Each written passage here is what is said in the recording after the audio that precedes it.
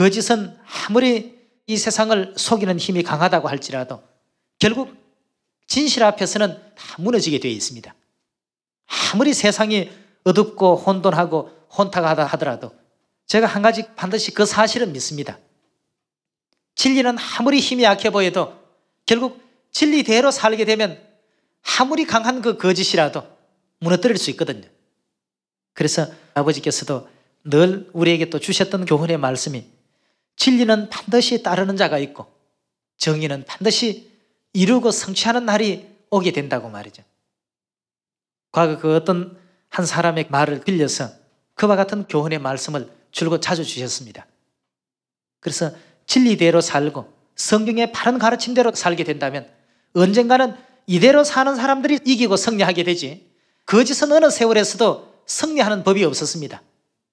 고린도후서 11장 13절의 말씀 함께 보도록 하겠습니다. 저런 사람들은 거짓 사도요 괴휼의 역군이니 자기를 그리스도의 사도로 어떻게 한다고요? 가장한다는 뜻은 무슨 뜻입니까? 변장하고 있더라고 했습니다. 그리스도의 사도로. 자, 그러나 진짜 그리스도의 사도인지 아닌지를 구분지어 보기 위해서는 그리스도께서 하시는 일을 하고 있는가를 우리가 살펴야 되겠습니다. 그리스도께서 하신 일대로 하지 아니하면 이건 전부 가짜입니다. 전부 가짜예요.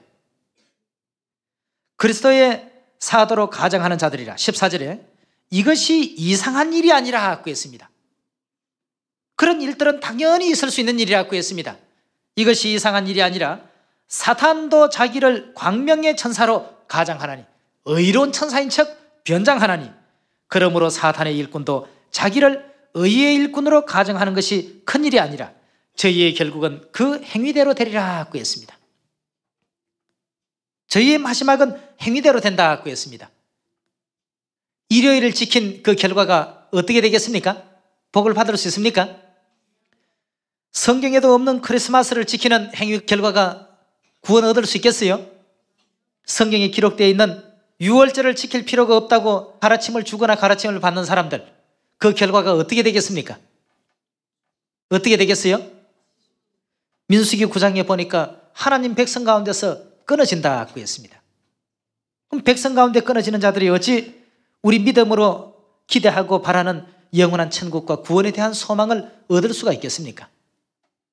이런 모든 내용을 바라볼 때에 의의 일꾼이냐 사탄의 일꾼이냐 이것이 진짜 참 선지자들이냐 거짓 선지자들이냐 이 분별은 여러분들이 성경을 통해서 보시면 확연히 드러날 겁니다. 끝까지 하나님의 교회 안에서 하나님의 그 모든 뜻을 더욱더 올바르게 또 받아들이시고 또 분별력을 또 가지시고 거짓에 헤매이고 있는 많은 영혼들을 구원시켜서 기쁨과 영광을 가지고 우리 모두 본향으로 돌아갈 수 있기를 이 시간 거듭 간곡히 부탁을 드리겠습니다. 대단히 감사합니다.